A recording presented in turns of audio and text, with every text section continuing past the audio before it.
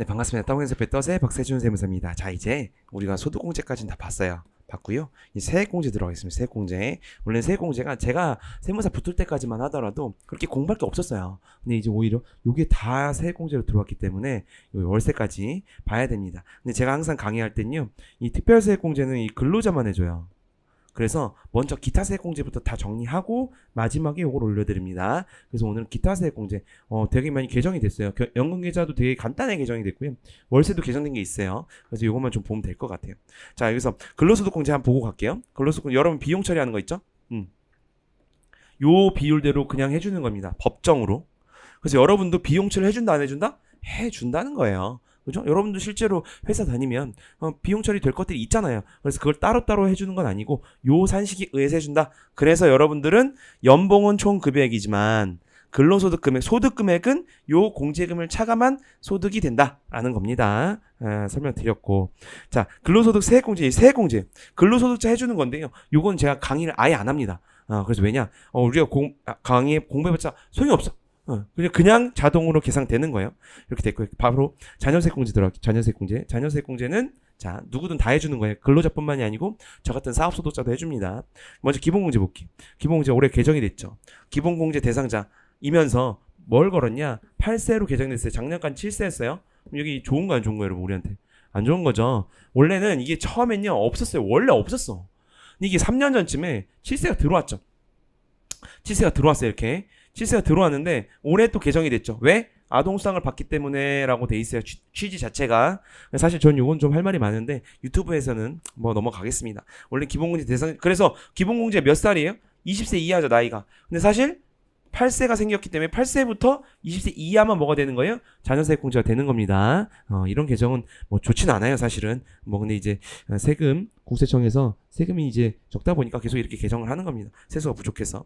사실 이렇게 되는 거고요. 출산공제 봅시다. 기본공제는 그래서 한 명당 15, 두 명, 둘째도 15입니다. 셋째부터는 얼마? 30만 원이에요, 30만 원. 그래서 3명이다. 그럼 15, 15 해서 30 해서 30 해서 60만 원이지. 만약에 내 자녀가 3명이면, 그죠? 근데 이제 내년 24년도부터는요, 둘째를 20만 원으로 한다고 개정이 됐어요. 뭐 내년에 좀 더 봐야 되겠지만, 뭐 바꾸지 않을 겁니다. 이미 들어왔기 때문에. 그래서 내년에는 이제 15, 20, 30 이렇게 가는 건데, 어쨌든 올해까지는 15, 15, 30 이렇게 가는 거예요. 넘어가고. 출산하면요, 첫째면, 둘째면, 셋째면 이렇게 세액공제 해줍니다. 이런 거 좀 크게 좀 좋은데, 영자 하나씩 더 붙여주면 더 좋을 것 같은데, 어쨌든 이렇게 된다라는 겁니다. 전세공제 그렇게 어려운 거 없고요. 연금계좌 세액공제도요, 이렇게 한도가 600 플러스 300으로 바뀌었거든요. 볼게요. 이게 원래 작년까지 되게 복잡했어요. 나이까지 있고 막 세그룹 나누고 막 그랬거든요. 이렇게 간단하게 바뀌었습니다. 간단하죠. 봐봐요. 일단 나이가 사라졌어요. 연령 요건이 사라졌어요. 아예. 그리고 뭐로만 하냐? 총 금액이 5,500만 원 이하냐, 5,500원 초과냐로 나누거나, 종합소득금이 4,500원 이하냐, 4,500 초과냐. 이 종합소득금액은 제가 공부했죠. 우리가 1강에서 2강에서 공부했습니다. 그죠? 인적공제 공부할 때 3강이네요. 그리고 900, 900 똑같아요. 이게 또 작년에는 누구는 400 플러스 300, 누구는 600 플러스 900 막 이랬거든요. 600 플러스 300은 똑같습니다. 그래서 연금은 600까지 한도고요. 퇴직연금은 거기다 300을 더해주는 거예요. 됐죠? 잘 보셔야 돼요, 여러분. 퇴직연금은 600 넣었어. 그럼 안 돼. 무조건 한돈 300이요. 됐죠? 연금 같은 경우엔 600까지가 되는 겁니다. 대신 이제 율이 다르지. 율이. 요렇게 15, 12. 그래서 공제금액은 똑같지만 율이 다르다. 체킹하면 간단하게 개정이 돼서 너무 좋아요. 저도 강의할 때. 됐습니다. 월세세 공제 개정도 됐죠. 이렇게 써놨어요. 어떻게 됐어요? 요거는 근로 제공 시기에만 공제 대상이라고 그랬어요. 계속 설명드립니다. 이 그림.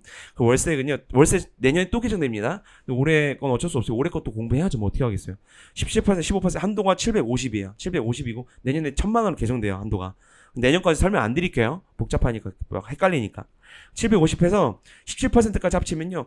세액공제를 127.5천 원까지 되는 거야.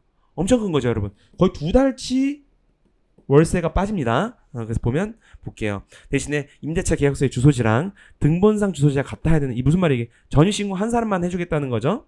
공제 대상 봅시다. 과세기간 종료 현재 무주택 세대의 세대주. 자, 세대 어디서 공부했어요?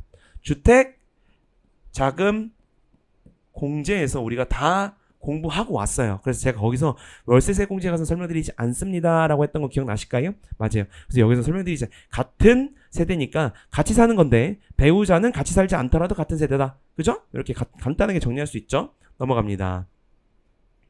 자, 이렇게 됐고요. 넘어가요. 이건 제가 주택장 공제에서 조금 더 설명을 드렸으니까 봅시다. 그리고 1900 7천만 원 이하이자거나 종합소득금액이 얼마? 6천만 원 이하이자만 돼요. 그래서 7천만 원 초과이거나 6천만 원 초과이자는 월세 공제가 안 되는 겁니다. 그리고 봅시다. 국민주택 규모 봅시다. 요것도 다 했는데요. 뭐예요? 원래는 85제곱미터인데 읍명 같은 경우엔 100제곱미터 이하입니다. 그런데 오피스텔 고시원 포함이에요. 자, 정리해 볼까요? 전세자금 대출은 여러분 오피스텔 포함됐어요? 안 포함됐어? 포함됐었지. 근데 주담대는 포함이 안 됐어요. 오피스텔 각각 따로따로 외우셔야 됩니다. 자, 그리고 세대주지만 세대원도 된다는 거예요. 세대원도 돼요. 뭐예요? 일단 세대주가 안 받아야 돼. 당연한 거예요. 이중공제는 어디서든 안 돼요. 안 되고 본인 세대원이 지급하고 본인이 근로소득자야. 그러면 세대원이 월세 공제 받을 수 있는 거예요. 자, 그럼 정리합시다. 주택장 공제까지. 세대원이 안 되는 건 요건이 닿으면 다 되지만 안 되는 건 딱 하나 뭐야? 주택청약 종합소 첫 번째 있죠? 주택장 공제에서 그것만 세대원이 안 되는 겁니다. 됐죠? 넘어갑시다. 자, 7천만 원 이하인자만 된다고 했어요. 그래서 요 여러분들 연봉입니다. 우리가 이번 강의에서 공부했지만 근로소득 공제를 뺀 그 근로소득 금액이 7천만 원이 아니에요. 요 여러분들의 매출 개념 연봉입니다. 연봉. 됐죠? 넘어가요. 종합소득 금액은 요 금액이라고 제가 3강에 설명드렸고요. 그래서 요렇게 구분됩니다. 퍼센테이지만 다른 거예요. 요 5,500만 이하이자는 17%, 5,500 초과하면서 7천만 원 이하이자는 15% 율이 다른 거죠. 이렇게 정리하시면 되고요. 올해 중요한 개정 사항이 작년까지 이게 3억이었는데요. 올해부터 4억으로 늘려줬습니다. 그럼 혜택 범위가 넓어진 거죠. 작년에 못 받았어요. 3억 8천이야. 그렇더라도 올해는 될 수 있는 거지. 그죠? 체킹하시면 되겠습니다. 자, 그래서 이렇게 간단하게 정리했고 다음 시간이랑 다다음 시간에 특별세 공제 하면 될 것 같아요. 오늘 여기까지 할게요. 떠먹여준 세배 떠세 박세준 세무사였습니다. 감사합니다.